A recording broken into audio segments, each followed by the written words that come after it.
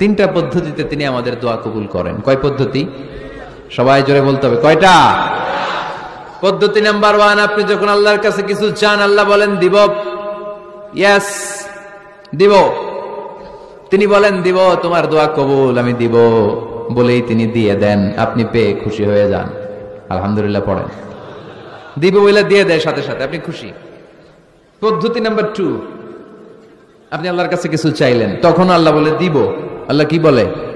তিনি দিব না বলতে জানেন না, তিনি সবসময় কি বলে? দিব। পদ্ধতি নাম্বার 2, আপনি চাইলেন, আল্লাহ বলে দিব, তবে এখন দিব না, পরে দিব।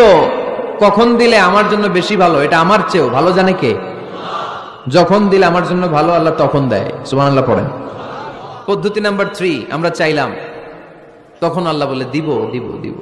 না বলেন না, তিনি দিব, তবে এখনো দিব না, পরেও দিব না।